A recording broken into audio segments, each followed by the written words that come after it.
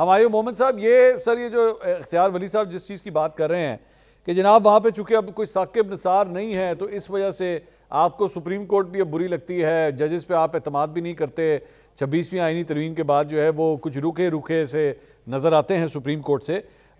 لیکن سر میں جس طرح کل بھی ایک ڈیولپمنٹ ہوئی جنرل فیض کے حوالے سے بھی، یہ کیوں بار بار یہ الزام لگتا ہے کہ آپ لوگ شخصیات کی بنیاد کے اوپر جو ہے پالیٹکس کرتے ہیں؟ اداروں کے اندر وہ چند شخصیات ہوں تو سب ٹھیک ہے، اگر وہ نہ ہوں، آپ کی پسند کے نہ ہوں، تو پھر ادارہ آپ لوگوں کے لیے برا لگنا شروع ہو جاتا ہے. اب میں جنرل فیض کے حوالے سے بھی میں کل ایک ڈیولپمنٹ دیکھ رہا تھا، آپ کی آدھی پارٹی جو ہے اپنے آپ کو جنرل فیض سے دور کرنا چاہتی ہے، آدھی پارٹی جو ہے وہ جنرل فیض کے ساتھ کھڑا ہونا چاہتی ہے. آپ کی پارٹی چاہتی کیا ہے جنرل فیض کے حوالے سے؟ دیکھیں، سب سے پہلے تو میں آپ کو ایک بات بتاؤں، آپ نے مجھ سے سوال کیا، somehow میں جھوٹ بول نہیں سکتا تو میں نے اس کو ڈیفینڈ نہیں کیا. Very good. کیونکہ اس طرح کے چینلز پہ عوام کے سامنے آ کے جھوٹ بولنا، ایک تو یہ ویسی بری بات ہے، اللہ تعالیٰ بھی اس پہ بہت خفا ہوتا ہے، لیکن اس سے آپ کی کریڈیبلٹی، آپ کے الفاظ بے معنی ہو جاتے ہیں، لوگ آپ پہ اعتبار نہیں کرتے. اور یہی وجہ ہے کہ جب ہم لوگ یہاں پہ کھڑے ہو کے یہ کہنا شروع کر دیں کہ 2024 8 فروری کے الیکشن میں پی ٹی آئی نہیں جیتی تھی، تو میرے خیال میں اس سے بڑا جھوٹ اور کیا ہو سکتا ہے. ٹھیک. اور جو شخص اتنے آرام سے اتنا بڑا جھوٹ بول لے، اب اس کے ساتھ پھر مطلب اس سے اس چیز کے اوپر ڈسکس کرنے کی بات نہیں ہے.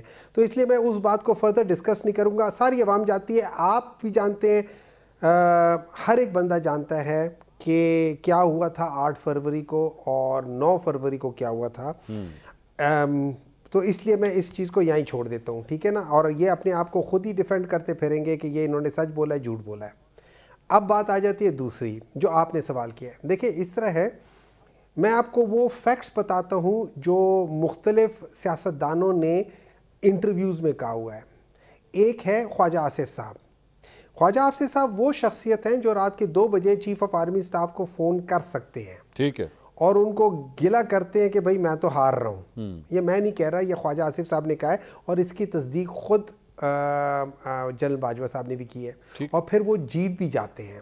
تو اگر تو چاہے وہ 18 فروری ہو، 18 نومبر 2018 ہو یا 24 ہو، یہ جیت جاتے ہیں خواجہ ان کو بات کر کے. اور اس کی وجہ ہے، انہوں نے کہا تھا کہ یہ ان میں سے ایک گواہ ہے کہ جن کے سامنے میرے خیال میں وہ جنرل اعجاز صاحب ہیں جو ان کے وہ سسر ہیں جنرل باجوہ صاحب کے، جو کہ میاں نواز شریف صاحب کے بہت اچھے دوست تھے، اور جن کے کہنے پہ ان کو چیف آف آرمی اسٹاف بنایا گیا تھا. اور بقول خواجہ آصف صاحب کے انہوں نے کہا تھا کہ یہ آپ کے ساتھ کھڑے رہیں گے. اور یہی وہ بات تھی جو مولانا فضل الرحمان نے ایکنالج کیا ہے کہ جنوری فیبری 2019 میں جنرل باجوہ صاحب اور جنرل فیض صاحب دونوں نے مل کے ان ساری پولیٹیکل پارٹیز کے ساتھ مل کے کہا تھا ہم عمران خان کو ہٹاتے ہیں. یہ عمران خان کے پرائم منسٹر بننے کے 6 سے 8 مہینے بعد کا واقعہ ہے.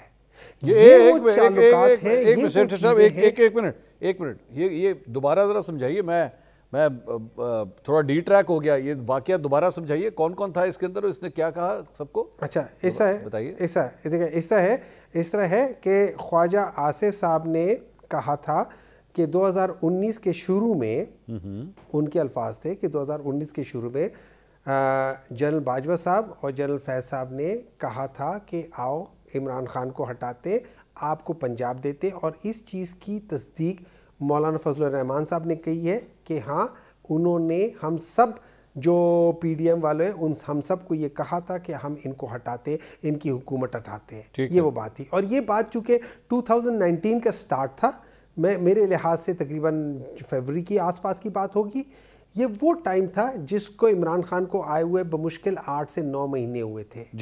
یہ وہ ٹائم تھا کہ جس وقت یہ ساری چیزیں ہوئی تھی. تو میں اس چیز کا ریفرنس کر رہا تھا. تو دیکھیں، جس ملک میں اور اچھا، پھر جنرل باجوہ صاحب نے ایک تقریر میں انہوں نے خود اعتراف کیا کہ وہ لوگ پولیٹیکلی موٹیویٹڈ رہے ہیں, انہوں نے بہت زیادہ مینوورنگ کی ہوئی ہے. اس کو انہوں نے برا بھی کہا ہے, بالکل صحیح کہا, میں بھی کہتا ہوں برا نہیں ہونا چاہیے ایسی چیزیں, لیکن وہ کہتا. یہ دیکھیں جس ملک میں اس قسم کی چیزیں ہونا, اس ملک میں نارملی جو پروگرس ہوتی ہے نا وہ یا نہیں ہوتی یا بہت سلو ہوتی ہے. اور پھر اس کے بعد اب میں آپ کو اور آپ کو بھی پتہ ہے اس بات کا کہ جب آپ ایسے ترامیم جوڈیشری کے اندر کر دیں کہ آپ جوڈیشری کو بیسیکلی وہ کیا کہہ سکتے ہیں قربانی کے بکرے والی حالت اس کی کر دیں, تو اس کے بعد تو پھر جوڈیشری نہیں رہتی نا.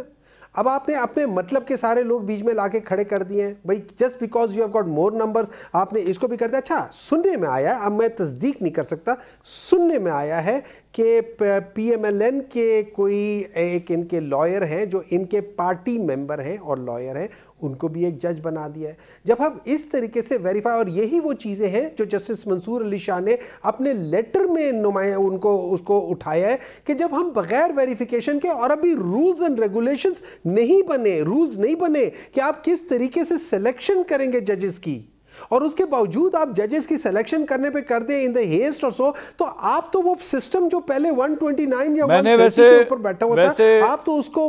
سر میں نے ویسے سوال جو تھا وہ جنرل فیض کے حوالے سے کیا تھا کہ کیا آپ کی پارٹی جنرل فیض کے ساتھ کھڑی ہے یا نہیں کھڑی ہے, وہ میرے خیال میں ہم کہیں اور چلے گئے. سر مجھے صرف چلیں اب ہاں یا نہ میں جواب دیتے ہیں, پھر میں آگے چلا جاتا ہوں.